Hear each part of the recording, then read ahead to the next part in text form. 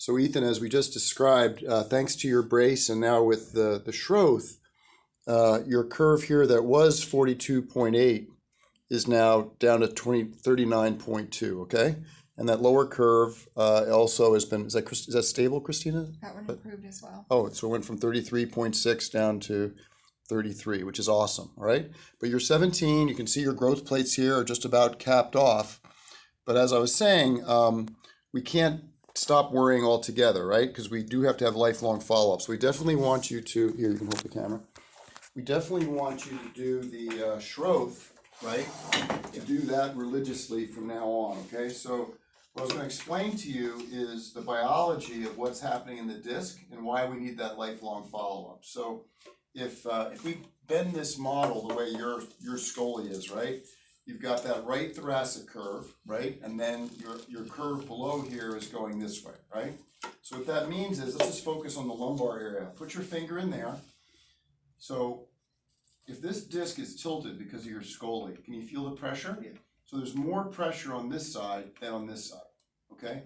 Now, over time, when he's an adult, that slight difference in pressure can actually affect the cellular production of the matrix, okay? So there's actually living tissue in there. It's not just a piece of rubber, right?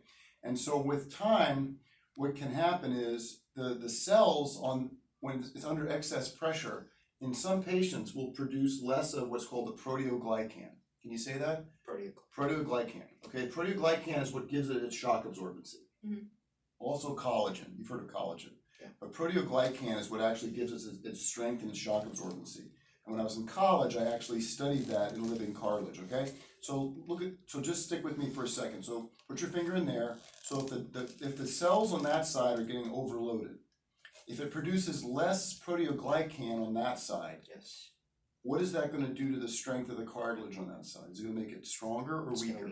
It's going to make it weaken. Now, what is that going to do to the angle of that disc? Is it going to make it smaller or bigger or the same? It's going to be smaller. It's going to make the disc angle more, right? It's going to make it crunch down, right? So if it's not as strong, the marshmallow is not as strong, right? What's going to happen? It's going to buckle more. Now, what is that going to do? Put your finger in there again. If it buckles more, what is it going to do to the load on the disc? There's more load. More load. And then what does that do to the cells? It restrains. It decreases the production even more. So it becomes like a vicious cycle. And in fact, it can even lead to cell death. So that's why we have adult progression. So I wrote a book chapter about this. About 60 to 70% of scolies will progress during adulthood. So it's not like 1%, it's actually more than half. So you always want to have lifelong follow-up. But if you keep doing your Schroth, and especially if you can get that curve a little bit smaller, that chance goes down, okay? So that's why we need lifelong follow-up. That make sense? Yeah. All right, so do your Schroth, and we'll do lifelong follow-up, and hopefully you can have a pain-free, long life with this spine lasting how many more years? Let's say you live to 100. Let's go 80. 80 years. So we want to take good care of this and try to keep them in the best possible alignment. But good work on your Schroth, okay? Thank you. All right, great job. Great job. Thank you. All right, thanks so much.